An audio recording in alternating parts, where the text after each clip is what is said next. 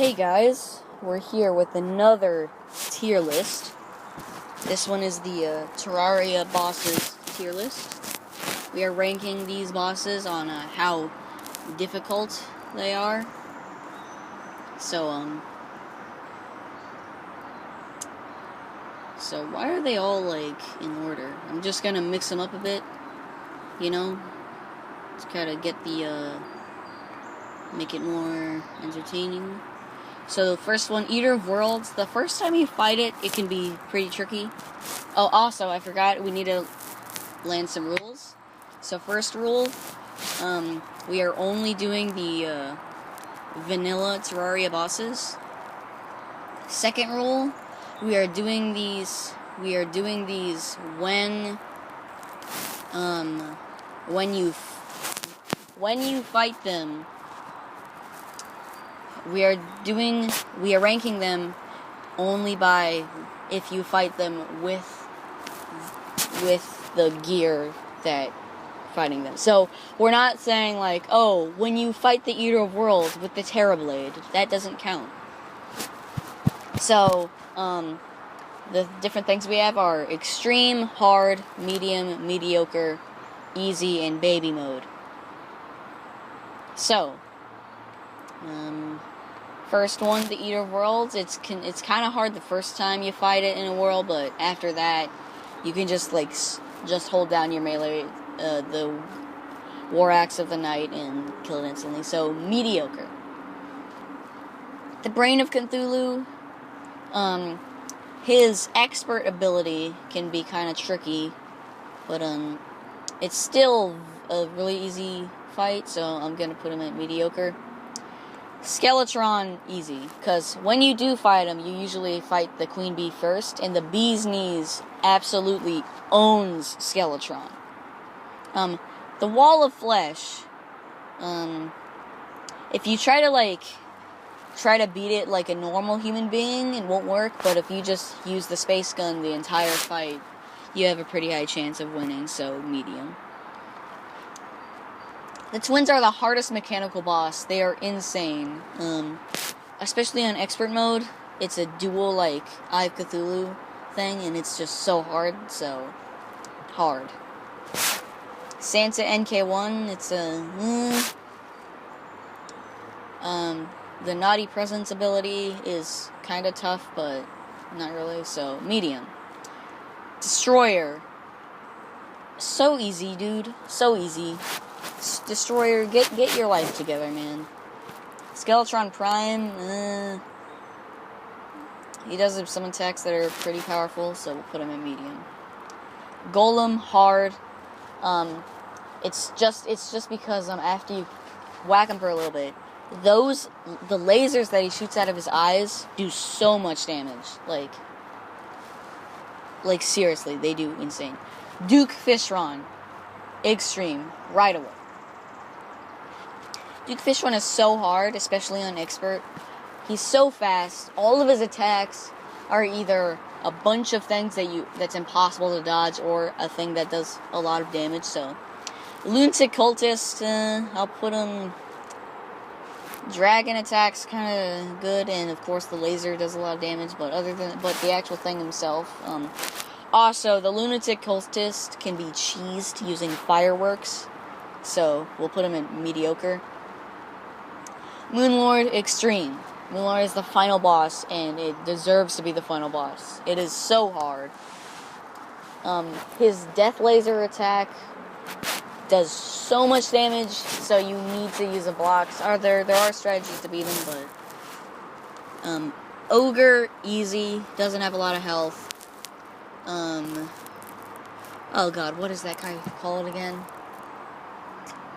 Forgot what he's called, but it's the first boss of the old one's army, and he is so easy, baby mode. Betsy. We're putting Betsy. We'll put her at extreme, because she's really hard in her attacks, but it is worth it once you beat her, because her items that she drops are great. Plantera, hard. You really need a big it's so hard to find a Plantera bulb, and you really need a big space to do it. And some of her attacks are just insane. King Slime, baby mode. You can literally beat the best strategy to beat this King Slime is not to actually try to fight him. It's to just build a block high enough so that he can't reach you by jumping, and only make it one block wide so that he can't teleport up there. Pirate ship, easy. You just gotta whack the cannons and then they die. That one, the one attack, Morningwood, the one attack that he has is pretty weird, but doesn't it?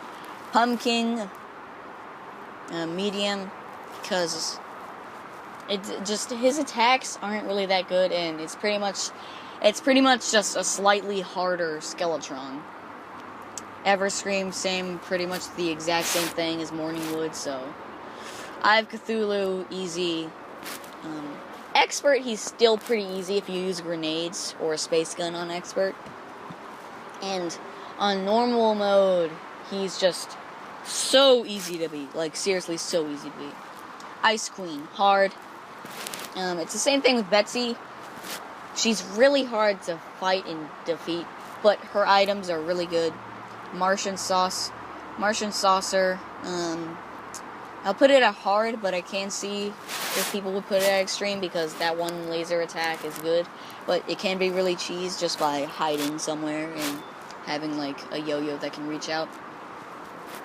Queen Bee,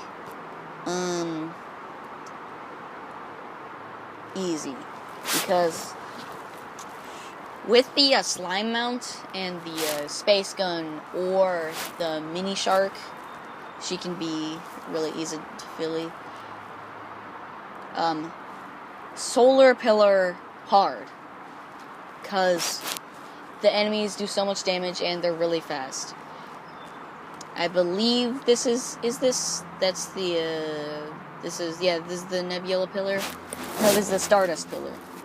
Extreme, because the brain sucker is so, ugh. The brain sucker makes it so you can't see, so the other enemies can just come at you.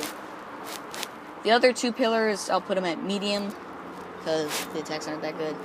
Okram, medium. It's a console only boss that's kind of hard to defeat, but not really. Lepus, baby mode. He literally is the exact same thing as the King Slime, except he can't teleport.